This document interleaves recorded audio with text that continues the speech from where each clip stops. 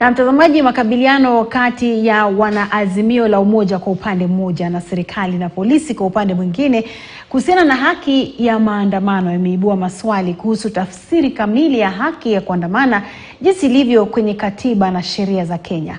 Japo sheria inawapa tu waandamanaji wajibu wa kuijuza polisi kuhusiana na mpango wao katika kipindi cha angalau siku 3 mbeleni, vigogo wa azimio la umoja na polisi wamekuwa kwenye malumbano baada ya Inspector Jenerali wa polisi Japhet Koome kuharamisha maandamano yao licha ya wao kuwasilisha ripoti kwa polisi takriban siku 5 zilizopita. Wiki ya pili ya maandamano ya azimio la umoja kulishuhudiwa mchezo wa paka na panya kati ya waandamanaji na polisi. Polisi walikuwa makini kuitekeleza amri yake Inspector Jenerali wa polisi Japhet Koome alipotangaza Jumapili kuyaharamisha maandamano hayo. Kama Inspector Jenerali, hakuna maandamano nimeruhusu. Mambo ya usalama hakuna kusungumuza.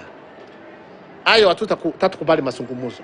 Sitakubali masungumuzo. Koome, wewe koma. Usilete fujo. Usilete vurugu. Unasema ati utaweza kushika kila mtu. Mimi niko tayari. Nitakuwa kwenye mstari wa mbele. Mtafuata katiba ya Kenya kama Wakenya wote, kama sisi. Katiba ya Kenya katika kipengee cha 37 inaruhusu maandamano ya amani, mbali na kuwaruhusu waandamanaji kuwasilisha nyaraka za malalamiko kwa serikali. Ila kulingana na idadi kubwa ya polisi waliojihami na kusimama katika maeneo maalum ya kuingia katika ofisi kuu za serikali, ilikuwa vigumu kwa Raila Odinga na wafuasi wake kuwasilisha nyaraka za malalamiko yao kwa serikali. We gave the notice for tomorrow's actions more than a week in advance. What other reason do they have to proclaim tomorrow's actions as illegal? Tulienda makao makuu ya polisi hapa Nairobi kwa Bwana Bungei, tukampa notice ya over 5 days ya kwamba siku ya kesho tutakuwa na maandamano ya amani hapa Nairobi na miji mingine ya Kenya. I'm the commander of the National Police Service. The buck stops with me. Don't start intimidating my junior officers.